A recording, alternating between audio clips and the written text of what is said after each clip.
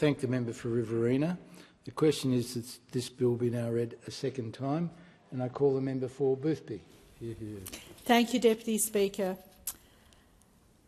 This is a bill that I think tugs on the heartstrings of all in this chamber, and I thank the member for Riverina for his heartfelt offering. I unfortunately missed half of the member for Melbourne's offerings, but it is pleasing that it is a bipartisan approach. As a mother of three who went through a high-risk pregnancy and had 3 babies in NICU, the neonatal intensive care nursery, this bill really tugs at my heartstrings. Can there be anything worse than the death of your child? My heart rebels at even the thought of it. And to have a child die while your body is still recovering from it and from carrying and bearing it, picking out a tiny coffin and farewelling your beloved, much longed-for child while the paint on the nursery is still fresh. It really doesn't bear thinking of it. Australia is one of the safest places in the world to have a baby, but tragically we know stillbirths and infant deaths do happen.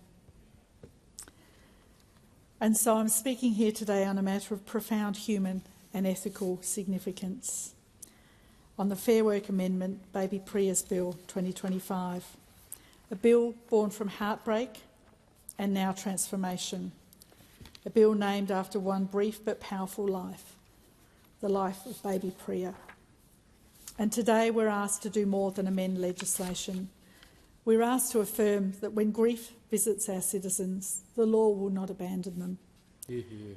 This bill is born of a terrible grief, a grief we would not wish on anyone, and of compassion for that grief. This bill is for baby Priya and her parents. Hear, hear. In June 2024, a little girl named Priya was born prematurely at 24 weeks and 6 days. She battled for life for 42 days and then tragically the fight ended. Her mother, an employee of a large workplace, notified her employer of the death of her daughter. Just 5 days later, she was told via text message that her approved employer-funded paid parental leave had been cancelled, replaced instead with just 1 month of personal leave. Priya's father was able to retain his full paternity leave in the New South Wales industrial system, and he commented on how deeply unfair this was. Priya's mother, grieving the loss of her child, faced not only the deepest sorrow, but also the corrosive uncertainty about returning to work, about her leave, about how she would carry on. We should not and cannot allow that to stand. The experience of baby Priya and her parents is rare but not unknown. In 2022, more than 3,000 Australian families lost a child to stillbirth or in infancy. Those parents, these families, deserve our compassion. They deserve certainty. They deserve the knowledge that when they have been preparing for paid parental leave, the death of their baby will not in itself strip away that entitlement. And that's what this bill seeks to achieve, to embed in the Fair Work Act 2009 a new principle that unless otherwise expressly agreed, employer-funded paid parental leave cannot be cancelled in the event of a stillbirth or infant death. It aligns the private sector entitlement with the Commonwealth Government parental leave scheme, which already does not cancel payments in those circumstances. It is to fix a gap of humanity, a gap of fairness, a gap in compassion, and a gap in our National Workplace Relations Code. Speaker, it also helps employers and managers who no longer have to make the call on whether parental leave still applies or not. It provides clarity and it strengthens workplaces.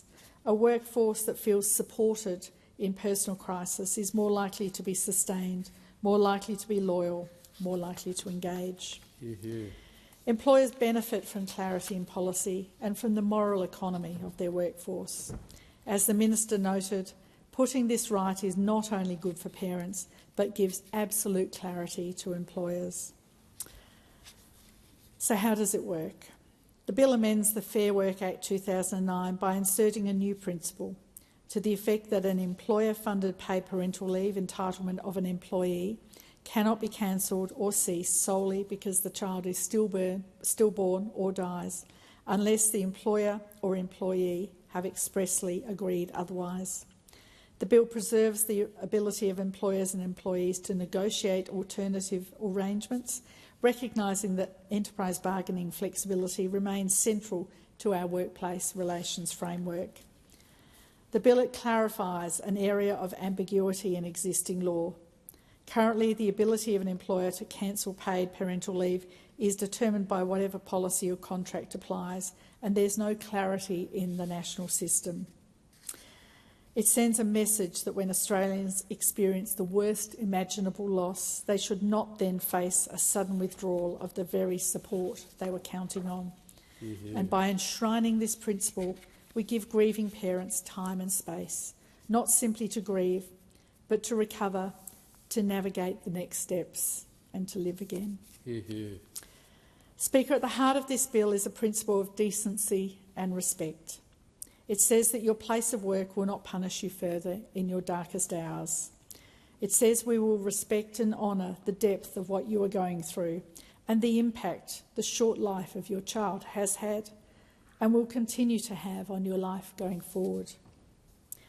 As one grieving mother said, it made a big difference to me just to have the space to deal with those emotions. It's just an unfair situation. In short, this bill is a moral, practical and economic imperative. Speaker, this will not impose undue burdens on employers. The bill does not enforce employers to provide additional leave above what is already agreed under enterprise agreements and policies. Rather, it ensures that an existing employer-funded paid parental leave entitlement cannot simply be taken away because the child did not survive. Many employers already treat these tragic cases with humanity, and what we are doing is removing uncertainty and codifying a standard of decency. Mm-hmm. Employers retain the ability to negotiate and agree policies for stillbirth and infant death situations, and that flexibility remains intact because we are aligning with what many employers already do. The additional cost burden is modest and in many cases non-existent for those workplaces which already honour full leave. And these situations, a stillbirth or a death of an infant, are thankfully rare, around 1% of pregnancies. Many employers will never have to deal with such a situation, others rarely. It's a matter of fairness, not a radical change. The entitlement only applies when an employer-funded paid parental leave entitlement already exists. The bill does not create a new entitlement where none existed. It preserves one where it has been approved and aligns its application with the event of a stillbirth or infant death. The risk of misuse in these tragic circumstances is negligible because the loss of a child is documented, verifiable and devastating. The bill explicitly allows negotiation and agreement between an employer and employee. It simply ensures that the cancellation of a pre-approved paid parental entitlement cannot be done unilaterally by the employer on the basis of stillbirth or infant death, and the core structure of enterprise bargaining remains untouched. As Minister Rishworth said, promoting enterprise bargaining and good faith workplace discussions is central to the government's approach. This bill is about dignity, belonging and fairness. For working Australians, especially parents, the transition to and from work should recognise that life does not pause for employment. The bill signals that our workplace relations system will not abandon someone in their grief. It complements other reforms that are about supporting families, extending paid parental leave entitlements to 24 weeks, adding superannuation to paid parental leave, focusing on flexible work and ensuring our workplaces reflect the modern family and modern expectations. In doing so, this bill also reflects the values Australia has long held, that we support families in their time of need, that we recognise the burden of loss, and that our laws act as a shield, not a burden, in the face of tragedy. Speaker, naming this bill after baby Priya is more than symbolic. It honours the lived experience of her family, and it ensures that the change we make is rooted in real people and, sadly, real pain. It reminds us of the cost of doing nothing. As Priya's mother said, my hope is that this law will grant parents the time, support and financial assistance that are rightfully yours so that you can take care of yourselves. Yeah.